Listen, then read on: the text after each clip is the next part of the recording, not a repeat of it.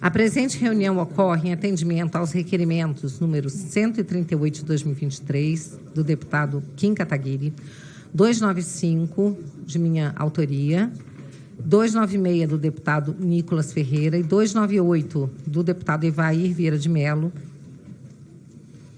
que convidam o ministro Luiz Marinho a prestar esclarecimentos sobre 1. Declaração de que a lei de terceirização é irmã gêmea do trabalho escravo, esse é do requerimento 138 do deputado Kim Kataguiri. 2. Acerca da cobrança da contribuição sindical, requerimento 295 de 2023, de minha autoria. Sobre a proposta de instituição do imposto sindical obrigatório, requerimento 296 de 2023, do deputado Nicolas Ferreira. E sobre a nova contribuição sindical obrigatória, requerimento 298 de 2023, de autoria do deputado Evair de Mello. Antes de iniciar as exposições, quero fazer os seguintes apontamentos. O tempo reservado para o ministro prestar seus esclarecimentos sobre o tema será de 20 minutos e não poderá ser aparteado durante a sua fala. Após a exposição do ministro, será concedida a palavra ao autor do requerimento por 5 minutos. O ministro terá 5 minutos para a resposta e será permitida réplica e tréplica por até 1 minuto cada. Em seguida, será concedida a palavra aos parlamentares inscritos pelo Infoleg por 3 minutos. Após a manifestação de cada parlamentar, o ministro terá também 3 minutos para a resposta. Serão permitidas réplica e tréplica por até 1 minuto. Após 3 parlamentares inscritos pelo aplicativo Infoleg usarem a palavra, será concedida a palavra a um líder partidário, desde que inscrito pelo e-mail SDR e obedecida a ordem de inscrição. Os líderes poderão acumular o tempo destinado à comunicação de liderança com tempo de 3 minutos destinados aos inscritos, para tanto deve aguardar a ordem de chamada pela lista do Infoleg. Tinha tirado isso aqui. Após a manifestação dos líderes, o ministro terá 3 minutos para a resposta. A inscrição para o debate deve ser feita exclusivamente pelo aplicativo Infoleg e será encerrada após o término da fala inicial do ministro. Como é que estão as inscrições?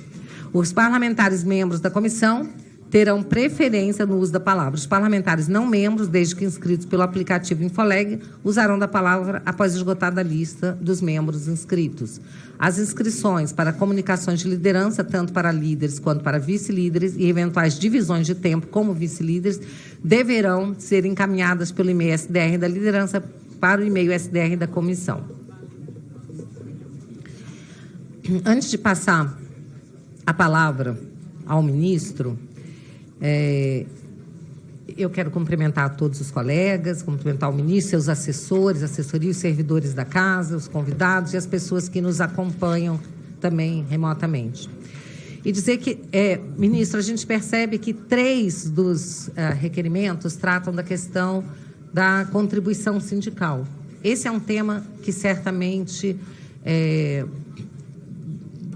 vem ganhando uma importância muito grande há muito tempo, aliás, quando a gente percebe que o Brasil é um dos países com maior número de sindicatos, da minha lembrança, eu me lembro do número 15 ou 16 mil sindicatos, com essa contribuição obrigatória. Com a reforma trabalhista, um projeto que era de autoria do então deputado Paulo Eduardo Martins e que foi recepcionado pelo relator da reforma, o então deputado Rogério Marinho, a contribuição deixou de ser obrigatória, passou a ser facultativa. E a gente acredita que isso milita em favor da qualidade dos serviços prestados pelos sindicatos, porque uma vez que a contribuição não é mais obrigatória, os sindicatos terão que se esmerar para contar com o desejo dos associados, dos sindicalizados,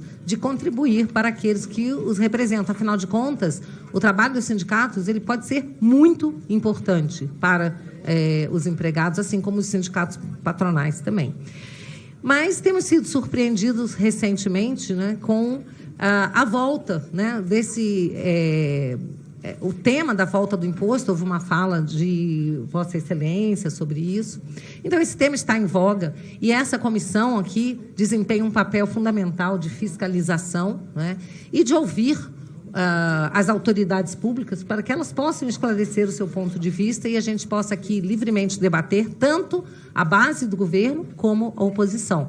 Então, mais uma vez, eu convido os colegas para que a gente utilize dessa oportunidade para travarmos um excelente debate, para que a gente possa, cada um, fazer as suas considerações, sempre com muito respeito, tanto à autoridade como aos parlamentares, aos colegas, para que a gente possa, enfim, dar à população brasileira, ao pagador de impostos, os eleitores, enfim, o povo brasileiro que detém todo o poder, dar a eles a satisfação que eles merecem, que a gente possa fiscalizar, esclarecer, né, e debater o tema aqui na casa, que é o parlamento. Então, com essas palavras, eu passo agora a palavra ao ministro para que ele possa fazer a sua exposição por 20 minutos.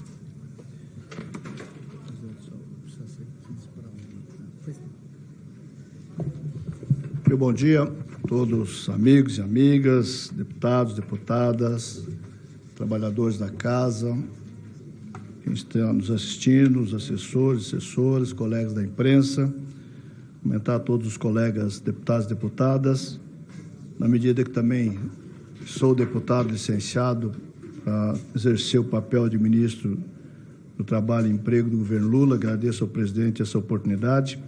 Cumprimentar a presidenta Bia Kicis e o nosso vice-líder, deputado Rubens. Em nome deles, sintam todos os colegas cumprimentados nessa manhã. Agradeço o convite. Creio que é momento oportuno para esclarecer várias questões. Aproveito de forma muito breve para dizer o seguinte: o Ministério do Trabalho e Emprego, os senhores sabem, ele tinha sido desconstruído, fechado, encerrado as atividades, e num processo de reconstrução ele nasce um tanto quanto enfraquecido. Mas nesse renascimento, nós temos a tarefa da reconstrução. Como disse o presidente Lula, reconstruir e unir o país também é tarefa do Ministério do Trabalho e Emprego. Para vocês terem uma ideia do que eu estou me referindo, no ano de 2022, o governo anterior disponibilizou 8 milhões para o Cine e 12 milhões para a qualificação. Portanto, soma de 20 milhões. Que, aliás, os 8 milhões ficou como o resto a pagar, que nós cumprimos isso neste ano, nesse exercício. A partir da PEC da transição, agradeço os deputados que colaboraram com isso. Em 23, nós estamos disponibilizando 100 milhões para a reconstrução da rede Cine em todo o território nacional, com os estados e os grandes municípios. E mais 120 milhões para a qualificação. Tudo isso está em processo de contratação desse exercício. Evidentemente que esses resultados vão aparecer em especial no ano seguinte, mas só para vocês terem uma ideia, nós reconstituímos no Ministério do Trabalho a Secretaria de Economia Solidária, da mesma forma para organizar a base de trabalhadores e trabalhadoras que se interessam em participar do processo de construção das cooperativas, enfim, microempreendedor, um conjunto de ações importante respondendo à situação de desemprego do nosso país. Estamos buscando também modernizar o Ministério, vou citar um exemplo, não vou passar por todo, mas a implantação, por exemplo, do FGTS digital. Esse processo de modernização, presidenta, vai trazer uma economia para as empresas muito importante no seu tempo de execução, mês a mês, desse processo. Traz uma economia para cada empresa, em média, de 34 horas, levando a um processo importante de economia de recursos, de tempo, de recursos humanos e de financeiro, da parte das empresas. Portanto, dá um número significativo. Vocês calculam 34 horas mês, 34 horas mês, a soma no ano, multiplicado por 4 milhões de empregadores no Brasil, o quanto que isso dá de economia em milhões de horas, seja no mês, seja no ano. Dá 1 bilhão e 600 horas economizadas por ano por parte das empresas, portanto, trazendo uma grande contribuição, inclusive financeira. Digo também em relação ao processo de geração de empregos. Nós geramos, neste mês, por exemplo, mês de agosto, 220.844 empregos, somando no ano, nos 8 meses, 1.388.000 vagas, 62 empregos.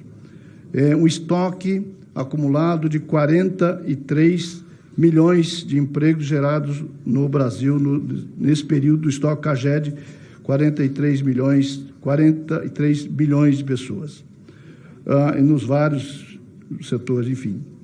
Um processo de retomada da normalidade das fiscalizações para favorecer e proteger esse processo de empregos e trabalhando um processo importante de formalização do mercado de trabalho.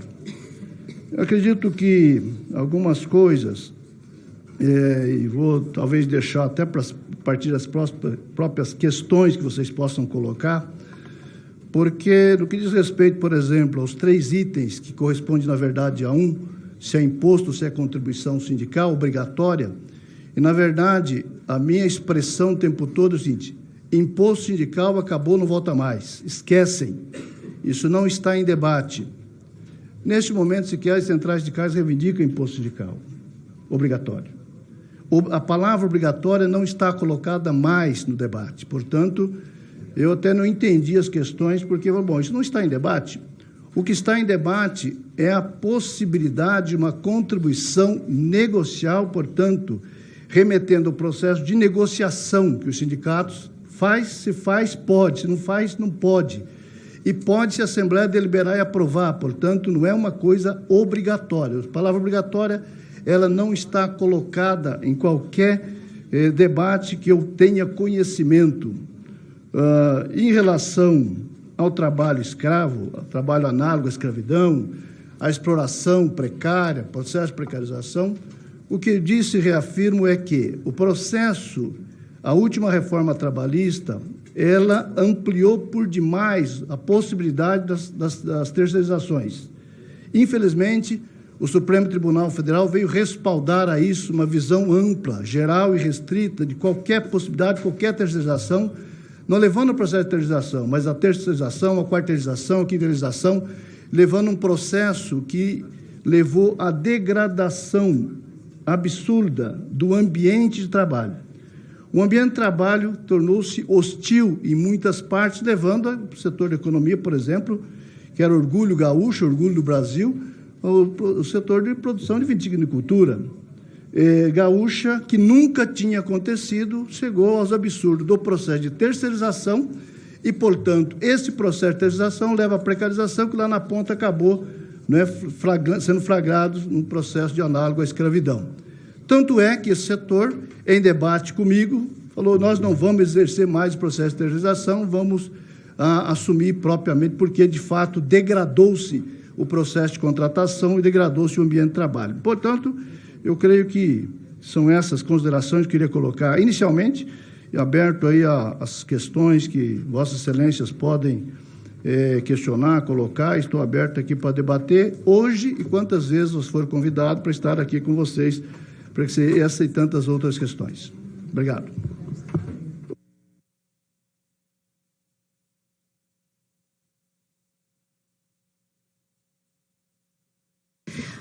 Bom, então, agora com a conclusão da fala inicial do ministro, declaro encerradas as inscrições. E vou passar, então, aqui a palavra ao requerente. Aqui, ó, deputado Kim. Vou passar a palavra ao autor do requerimento 138 de 2023, deputado Kim Kataguiri, pelo prazo de 5 minutos como requerente. Senhora presidente, senhor ministro, seja bem-vindo à Câmara dos Deputados. Eu quero primeiro dizer que vou tratar de mais assuntos, além dos quais aqueles que foram colocados nos requerimentos, e regimentalmente, legalmente, Vossa Excelência deputado, sabe que se responde apenas se achar adequado, se for conveniente. Se não for, Vossa Excelência tem o direito de não responder, de ignorar as perguntas. A primeira pergunta que gostaria de fazer, senhor ministro, é em relação à sua autonomeação ao Conselho do SESC. Vossa Excelência já possui aí um salário como ministro de Estado de R$41 mil e acumularia ali mais R$29 mil nomeando-se para esse conselho. eu ingressei com uma ação junto com o vereador Glauco Braido contra esta sua autonomeação, foi concedida uma liminar, Vossa Excelência foi afastado, salvo engano essa liminar caiu e ainda aguarda julgamento de mérito esta sua autonomeação. Mas independentemente da legalidade, eu quero questionar aqui a moralidade disso. Num país, né, que vive com tanta miséria, falo especificamente sobre a cidade de São Paulo, agora nós temos 700 mil miseráveis. Se nós pegássemos apenas o salário, a remuneração que Vossa Excelência deve receber de R$29 mil como conselheiro ali do SESC, nós conseguiríamos tirar 50 famílias já da miséria na cidade de São Paulo. Vossa Excelência não acha que é uma contradição ou uma imoralidade acumular, né, o salário de ministro com de conselheiro do SESC, receber R$70 mil, fazer parte de 1% mais rico da população com o dinheiro do pagador de imposto mais pobre? Esse é o meu primeiro questionamento. Meu segundo questionamento, esse sim com relação ao requerimento que fizemos, Vossa Excelência fala bastante sobre a situação precária dos trabalhadores de aplicativos, né? E coloca sobre a necessidade ou sobre a vontade do Ministério de regulamentar essas relações de trabalho e, eventualmente, até impor a CLT nessas relações, como a Justiça do Trabalho fez recentemente, de tentar impor a CLT para o Uber e para outros iFood e outros aplicativos, tanto de transporte individual como de transporte de alimentos. Pois muito bem, uma pesquisa da Datafolha mostrou que 75% dos trabalhadores dos aplicativos não querem ter vínculo empregatício, não querem a CLT nas suas relações de trabalho. Portanto, eu pergunto a Vossa Excelência, se o trabalhador que, manifestando a sua vontade, não quer ser obrigado a pagar uma parte do seu salário para o governo, que é o que a CLT obriga, se o trabalhador não quer esse modelo defendido por Vossa Excelência e por setores da Justiça do Trabalho, por que impor goela abaixo do trabalhador uma regulamentação que ele não quer? Essa é a pergunta que eu faço. E outro ponto, Vossa Excelência chegou a afirmar que caso o Uber saia do Brasil, os Correios poderiam substituir a função do Uber.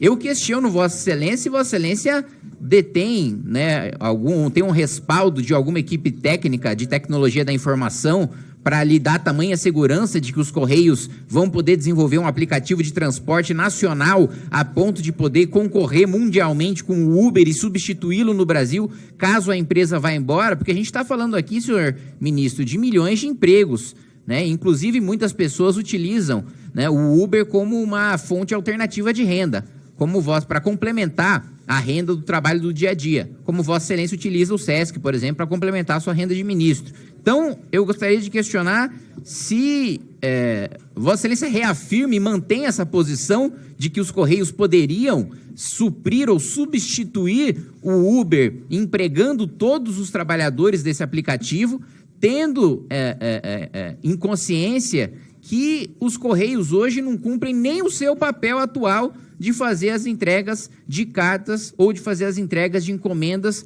com diversos problemas. E aí a gente entra no requerimento que aprovamos logo antes de Vossa Excelência ingressar no plenário, sobre o ministro Haddad, e que tem, de fato, tido diversos problemas na aduana, diversos problemas com os Correios na entrega de compras internacionais que têm sido taxadas ilegalmente. Mas esse questionamento eu farei para o ministro Haddad quando ele estiver aqui presente.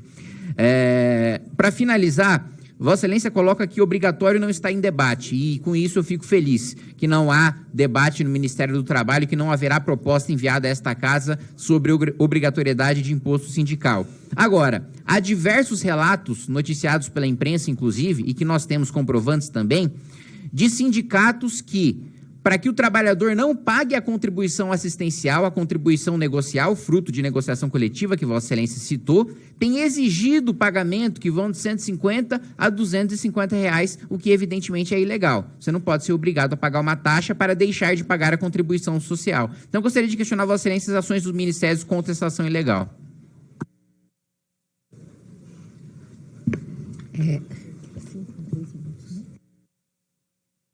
Vossa Excelência tem 5 minutos para a resposta.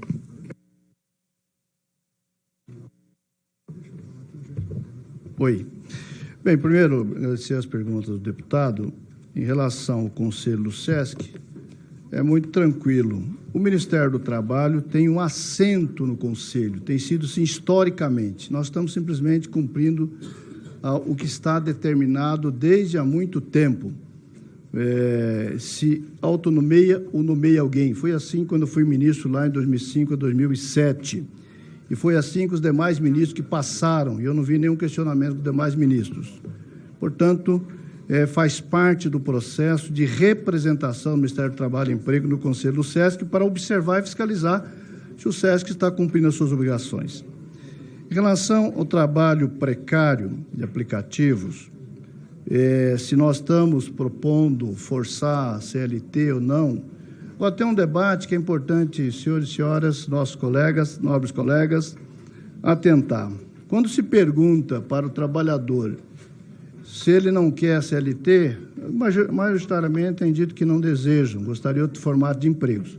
Mas desde que tenha 13º, férias, fundo de garantia, isto é CLT. Então é importante ter clareza disso. O que os trabalhadores estão desejando? Eles estão desejando o que é a CLT, mas por conta de um debate ideológico colocado historicamente no último período, especialmente pela grande imprensa, se formou uma ideia que o CLT não, quero liberdade. Mas a liberdade é ter 13º, férias, fundo de garantia, adicionais, garantias. Isso quem pode dar essas garantias, neste momento, é a CLT, o Acordo Coletivo de Trabalho. O que nós propusemos, eu falei várias vezes, a imprensa é testemunha, que diz que nós estaríamos buscando, sim, um processo para regulamentar, para a proteção do trabalho, porque não é justo que nós temos muitos trabalhadores, trabalhadoras, jovens particulares, sujeitos ao trabalho de aplicativos nas grandes cidades, trânsitos estressantes, tendo que trabalhar 14, 16, 17 horas por dia para sobrar alguma coisa para sustentar a sua família. Isso é trabalho quase que análogo à escravidão. É superexploração. Portanto, a regulamentação tem que garantir salário mínimo, jornada, para controlar o excesso de jornada, para não ter excesso de jornada, para ter condições de garantir a previdência, a proteção social, porque as pessoas se machucam, se acidentam ou se adoecem e não tem nenhuma proteção hoje, portanto, trazer proteção para esse conjunto de trabalhadores e trabalhadoras, é disso que se trata.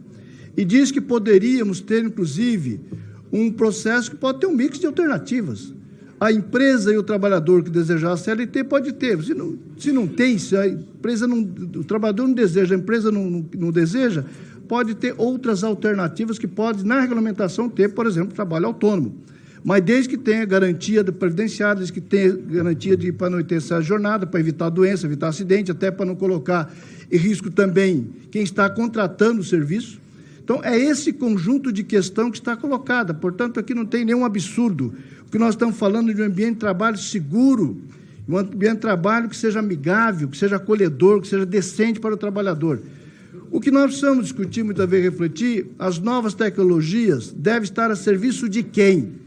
A serviço de poucos para expropriar, para explorar, para se enriquecer cada vez mais, enquanto o trabalhador trabalha na miséria. Então, esse é o debate que nós devemos fazer, e creio que o parlamento vai fazer esse debate, porque ele vai chegar aqui. O que nós buscamos fazer, um processo de negociação envolvendo as partes, e não, infelizmente não está dando um acordo, especialmente com o setor de entregadores, porque as empresas, elas estão muito vorazes nesse processo de enriquecimento, de apropriação da força desse trabalho, para se enriquecer cada vez mais, e não estão aceitando as reivindicações de trabalhadores, que eu disse, nós vamos fazer um processo tripartite de negociação, e o resultado da negociação nós vamos submeter ao Parlamento brasileiro, e não tendo acordo, o governo pode sim formular uma proposta para submeter ao Parlamento, que é quem vai dar a palavra final. Então, os senhores e senhoras é que vão ter a possibilidade de ajudar a resolver essa situação. Em relação ao Correio, que eu disse o seguinte, a imprensa disse, e se a Uber sair do Brasil? Eu falei, primeiro que a Uber não vai sair do Brasil, que é o primeiro, número um, da Uber é o Brasil do seu mercado. Segundo, agora, se caso queira sair, o problema é só da Uber, porque outros concorrentes ocuparão esse espaço, como é no mercado, no mercado normal. E eu provoquei o Correio para que estudasse, que eu acho que o Correio deveria se estudar e montar um aplicativo para colocar de forma mais humana para os trabalhadores que desejassem utilizar o aplicativo do Correio, para poder trabalhar sem a neura do lucro dos capitalistas, que é o caso que acontece com com Uber, com iFood, companhia limitada, tá certo? É isso o debate que nós colocamos. Em relação ao imposto sindical, deputado, isso não, a questão obrigatória não está colocada de maneira nenhuma. Ministro, eu vou interrompê-lo, porque eu sei que o senhor tem pressa para... Tem horário, pressa não, mas tem um horário para sair e nós precisamos dar oportunidade a todos. Como o seu tempo se esgotou, eu vou devolver ao deputado Nicolas e... Desculpa, deputado Kim, para... Desculpa. O deputado Kim para sua réplica. Somado ao tempo de liderança, deputado, que eu estou sendo informada aqui, a réplica? Sim, e aí depois devolvo o tempo para Vossa Excelência poder continuar. Então, deputado Kim. Quero dizer, senhor ministro, que essa proposta de Vossa Excelência de ter um aplicativo estatal mais humano, por assim dizer, primeiro que precisa ter equilíbrio econômico-financeiro, né? E um outro ponto é que essa proposta foi colocada, inclusive, na candidatura do PT à Prefeitura de São Paulo em 2020 e foi implementada essa proposta do PT pelo atual prefeito. Chama-se Mobizap. Fracassou miseravelmente. Ninguém nunca nem ouviu falar desse aplicativo. Muito menos um desenvolvido pelos Correios, né, que tem tanta má fama de entregas no nosso país como possui hoje. Um outro ponto que eu quero colocar, senhor ministro, é deixar muito claro o que Vossa Excelência disse. O Ministério tem um histórico de autonomeação em relação à nomeação para o Conselho do SESC. Então, o que Vossa Excelência está dizendo é que, bom, se todo mundo fez no passado, se todo mundo faz, não tem problema nenhum eu me autonomear para um cargo e receber, somando com o meu salário de ministro, R$71 mil do salário do trabalhador mais pobre, daquele que mais paga imposto proporcionalmente, que paga sobre o consumo. Se todo mundo fez, tudo bem, eu posso fazer também. Outros não foram questionados. Aí eu preciso alertar a Vossa Excelência de que isso não é realidade. Eu questionei, mesmo quando não tinha mandato, à época do governo Temer, ministros que se autonomeavam e acumulavam salários desses conselhos, e continuei questionando no governo Bolsonaro, continuei questionando no governo Lula agora. Um outro ponto que eu queria até que Vossa Excelência esclarecesse, né? Você disse que o trabalhador responde que não quer CLT, mas que, na verdade, ele quer CLT, que ele quer todos os benefícios da CLT. Então, eu quero questionar Vossa Excelência. Vossa Excelência está dizendo que os trabalhadores, ao responder essa pesquisa do Datafolha, eles foram ignorantes, eles não sabiam o que eles estavam falando, eles, na realidade, não sabiam que eles querem a CLT e responderam que não queriam a CLT por desinformação da grande imprensa. Foi isso que Vossa Excelência quis dizer ou entendi mal? 2 passos para Vossa Excelência esclarecer. Além disso, eu gostaria de questionar Vossa Excelência em relação à defesa, né, do saque aniversário, né, dizendo que o saque aniversário deveria acabar, né? Primeiro, Vossa Excelência disse que o saque aniversário deveria acabar, depois de expor mais uma vez essa opinião, Vossa Excelência disse que isso aí não está em debate no momento. Então eu quero entender, porque isso é muito importante para o trabalhador brasileiro, né? Vossa Excelência defende, então, o saque aniversário, não defende o saque aniversário. Eu, pessoalmente, defendo que o FGTS é o dinheiro do trabalhador e o trabalhador deveria poder utilizar como ele quiser. No mínimo, deveria poder escolher alguma instituição financeira de baixo risco, pode até ser estatal ou pode ser privado, para que renda mais do que rende hoje. É verdade, houve uma correção no governo Temer que aumentou o rendimento, né, do FGTS, mas durante todos os governos petistas era um rendimento que era basicamente um roubo contra o trabalhador, né, rendia menos do que a inflação, ou seja, o governo ficava com a maior parte dos recursos que era, na realidade, do trabalhador. E quero questionar a Vossa Excelência também em relação a uma afirmação que Vossa Excelência fez, que foi: o que foi feito na reforma trabalhista em relação ao item terceirização, que Vossa Excelência citou na sua exposição inicial, infelizmente respaldado pelo STF, é o grande responsável pelo que estamos assistindo no trabalho análogo à escravidão. Em grande parte, isso se dá no último elo de terceirização. Eu quero questionar e quero que Vossa Excelência demonstre em dados a sua afirmação, né? Quais evidências o senhor possui para fazer tal afirmação. Há um levantamento do Ministério do Trabalho, da Justiça do Trabalho, do Ministério Público do Trabalho, que mostra que a maior parte dos trabalhos análogos à escravidão estão relacionados à terceirização, ou Vossa Excelência fez uma afirmação leviana para defender um ponto ideológico pessoal? Isso é muito importante, inclusive, para que a gente faça o debate aqui dentro dessa casa em relação à regulamentação de trabalho por aplicativos, por novas tecnologias, né?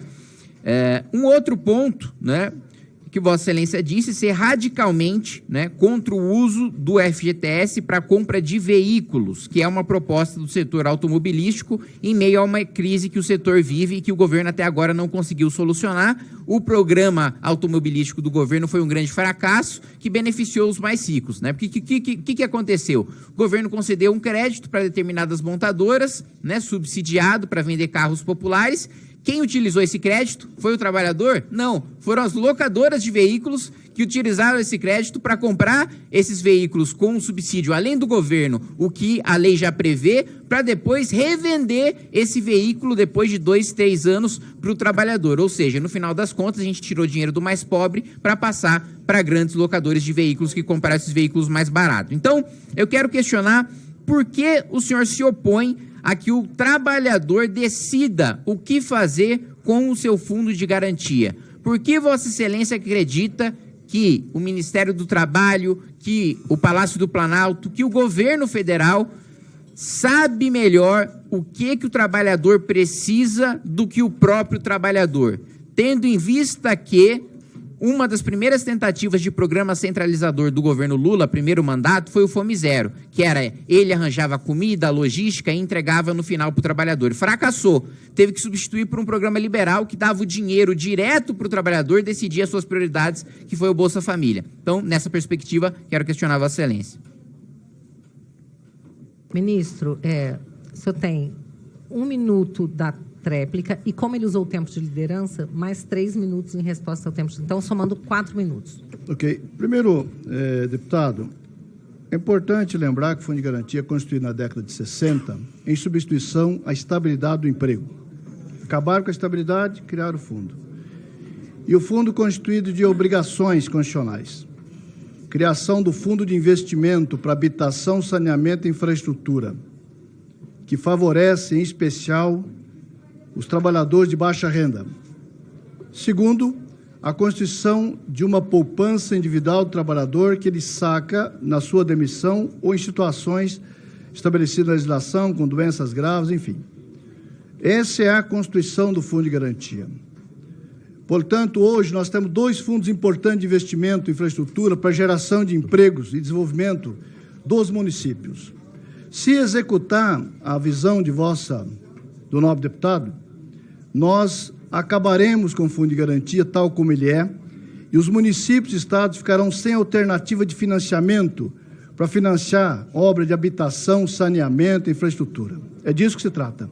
Então, esse debate eu creio que o parlamento deveria olhar de forma ampla, porque o trabalhador, hoje, o saque aniversário está constituindo uma armadilha para o trabalhador, e ouça os trabalhadores que foram demitidos e não puderam sacar o seu saldo, porque a lei trouxe, além disso, um castigo ao trabalhador que aderisse ao saque aniversário, que é a proibição por 2 anos de sacar o seu saldo, que é dele.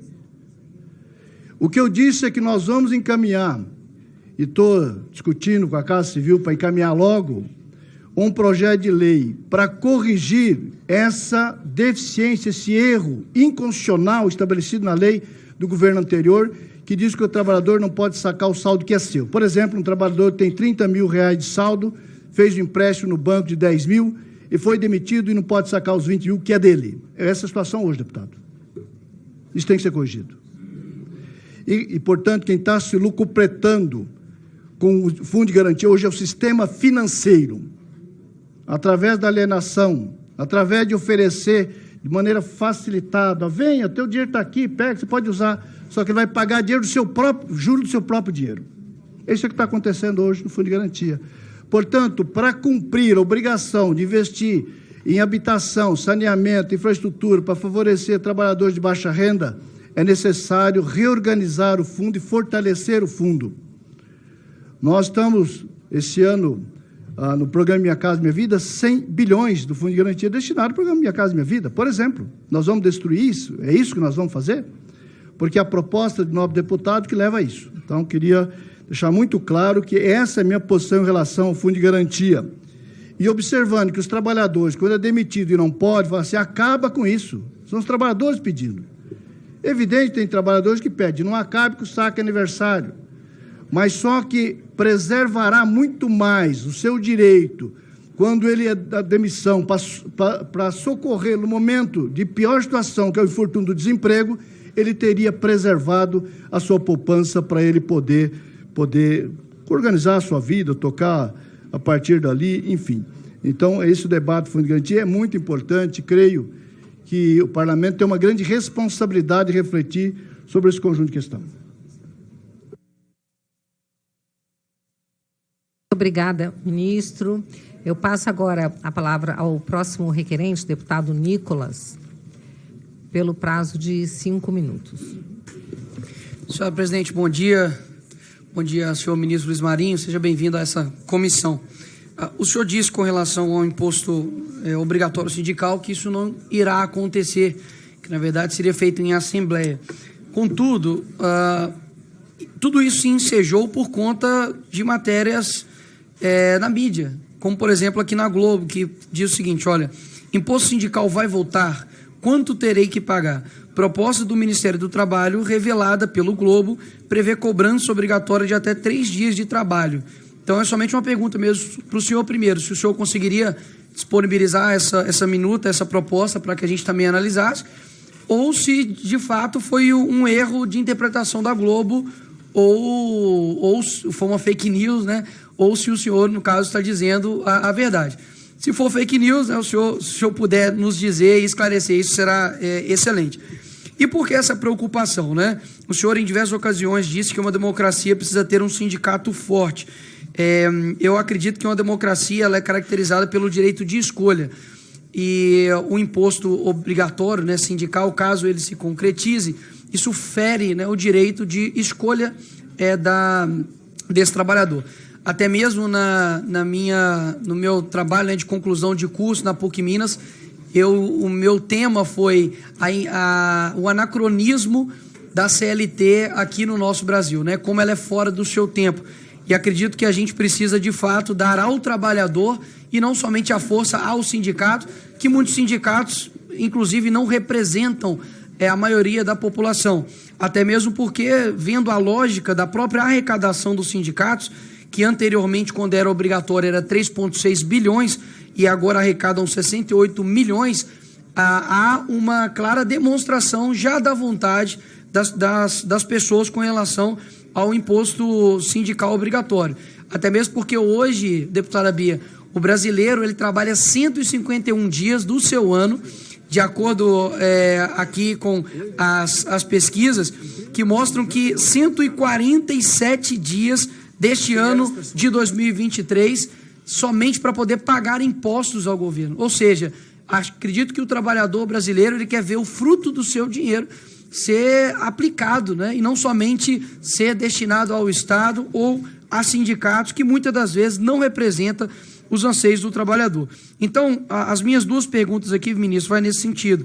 Se há alguma elaboração de estudo de impacto nos salários dos trabalhadores com a volta deste imposto, e se também o senhor realizou alguma pesquisa com trabalhadores com relação à volta do imposto sindical, se eles são favoráveis ou não com relação a isso. Até mesmo porque eu separei só algumas notícias aqui de, por exemplo, dirigentes de sindicatos enriquecem com desvio de dinheiro. Presidente que empregava parentes e família pode ter desviado 100 milhões. Temos aqui também a PF suspeita de 150 sindicatos e cria e-mail para denúncias. Ou seja, a gente percebe que durante muito tempo sindicatos foram utilizados não de fato para proteger o trabalhador, mas por interesses escusos, interesses que de fato atrapalham a vida do cidadão. Como a gente tem visto aí agora, recentemente, por exemplo, lá em São Paulo, né, sindicatos que mais atrapalham a vida de quem quer ter uma mobilidade urbana com qualidade, destruindo ali, de fato, a vida diária das pessoas por conta de um interesse, muitas das vezes, inclusive, eleitoreiro. Então, acredito que seria bom esclarecer isso primeiro, senhor ministro, com relação a essas manchetes. Afinal de contas, foi através daí que surgiu toda essa temática de imposto sindical obrigatório. De esclarecer para nós isso e se de fato está tendo uma preocupação com o trabalhador ou está tendo preocupação com o sindicato.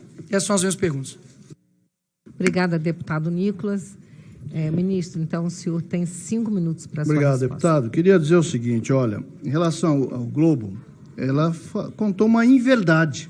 Se quiser chamar de fake news, chame do que ela quiser, mas é uma inverdade, não corresponde à verdade as manchetes do Globo. Muitas vezes você vê numa manchete uma coisa, o conteúdo da matéria é outra, o jornalista fez corretinho, o editor foi lá e botou uma manchete para deturpar o entendimento da sociedade. Foi o que aconteceu com o Globo. Portanto, não há qualquer proposta de imposto sindical para retornar, pelo menos por parte do Ministério do Trabalho e por parte do governo, do presidente Lula. E não tenho visto de parte nenhum sindicato, nem de empregadores, nem de trabalhadores. E é importante também lembrar que quando se fala em sindicato forte, nós estamos falando de criar um ambiente acolhedor de negociação, que o sindicato seja forte para negociar. Quando se fala de sindicato, está falando de sindicato de trabalhador e de empregador. E quando se fala de um processo também de finanças do sindicato, que o sindicato tenha condições de representar bem, nós estamos falando das partes também. Não estamos falando só de trabalhadores, estamos falando de empregadores também. Essa possibilidade e democratizar e dar transparência. Porque é verdade, existe uma parcela de sindicatos que está na categoria que o novo deputado prescreveu. Mas não é a totalidade, não se trata da maioria dos sindicatos, são muitos sindicatos altamente representativos de que foram prejudicados a partir do processo, porque não acabou somente o imposto sindical, acabou o imposto sindical e acabou a possibilidade de qualquer contribuição adicional decidida pelos trabalhadores que não fosse a mensalidade. É disso que se trata. Então, é preciso, sim, criar no processo para trabalhadores e empregadores um processo onde você possa delegar para as assembleias decidirem, portanto, são os trabalhadores que vão decidir. E vão decidir a partir se tem um resultado de uma prestação efetiva de trabalho a essa categoria, como o resultado do contrato coletivo de trabalho.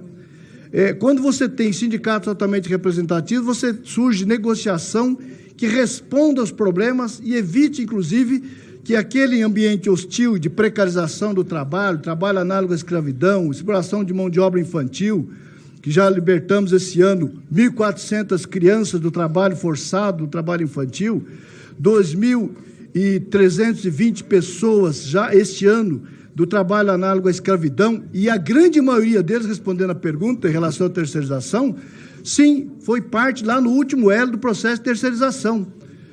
Eu proponho a vocês que tragam alguém do Ministério Público do Trabalho, um especialista do nosso Ministério aqui para falar exclusivamente disso, para trazer para vocês os dados, para aprofundar os dados de trabalho análogo à escravidão no país, que tem sim sido a terceirização do jeito que está, porque a terceirização, senhores, sempre existiu. Nós não estamos questionando a terceirização, nós estamos questionando a possibilidade de terceirização absolutamente em tudo. A empresa tem que ter responsabilidade do Conselho do Trabalho Decente e monitorar os seus elos de cadeia produtiva, para evitar o trabalho que seja altamente explorador e que leve à condição de trabalho análogo à escravidão, que é o que tem acontecido especialmente no processo de terceirização e quarteirização. Reafirmo isso, mas não estou com os dados aqui para apresentar aos senhores, portanto, proponho que traga um especialista nosso aqui, traga o Ministério Público do Trabalho, que eles poderão falar com mais categoria e pormenorizado, inclusive, dos dados em relação a essa questão. Portanto, sim, sindicatos fortes para representar bem. Eu vi, presidenta, a Marcha das Margaridas, 100 mil mulheres aqui na esplanada trazendo as suas opiniões em relação ao conjunto de políticas. E eu não vi ninguém falar mal da Marcha das Margaridas. Agora, aquilo quanto custa? 100 mil mulheres trazendo para Brasília para expressar o desejo de políticas públicas relacionadas à política para as mulheres. Isso custa. Quem pagou esses custos? Os sindicatos. Os sindicatos, portanto, precisam sim ter finança para expressar, para representar, porque nós deixamos praticamente intactas as finanças dos empregadores, mas atacamos e destruímos as finanças dos sindicatos e trabalhadores. Portanto, é preciso trazer um equilíbrio nesse processo. Obrigada, ministro. Deputado Nicolas, um minuto de réplica. Excelente. Senhor ministro, obrigado pelos esclarecimentos. Então, de fato, nós temos um compromisso, né, de que não irá votar ou não há o anseio, né, do governo Lula do imposto sindical obrigatório e que, de fato, a Globo aí cometeu mais uma vez fake news, não é nenhuma surpresa. Agora, com relação a ouvir os trabalhadores, até mesmo essa proposta, eu acredito que ela seja contraditória. Até mesmo porque já houve uma decisão pelo representante da população que é o Congresso Nacional. Aqui em 2017, quando foi extinto o imposto sindical obrigatório na reforma trabalhista, os congressistas votaram e os congressistas derrubaram isso. Então, eu acredito que o anseio da população já foi elucidada, já está transparente na decisão de 2017. Então, não há que se falar de que o trabalhador precisa ser escutado mais uma vez, afinal de contas, ele já foi escutado e já foi decidido. Acredito que a gente precisa, de fato, ter intenções, intentos que volte-se ao trabalhador e não uma inflexibilidade e um anacronismo, né, fora de tempo que, por exemplo, a CLT tem aqui no Brasil. Obrigado, presidente. Obrigado, ministro. Um minuto, ministro. Bem, eu creio que dizer que como o Congresso decidiu, está decidido, não se discute mais, então tem um monte de matéria que nós estamos debatendo, que não ia debater mais, porque o Congresso já decidiu no passado. Uma vez decidiu, não significa que a decisão definitivamente e a mais correta, até porque o Congresso cometeu, na minha avaliação, modesta avaliação, cometeu um pequeno erro. Não foi acabar com o imposto sindical, isso foi um acerto. O erro foi impedir que tivesse a possibilidade democrática dos trabalhadores deliberarem sobre uma contribuição adicional além da mensalidade, só isso. Esse foi o erro do parlamento naquele momento, e é isso que se busca hoje e agora.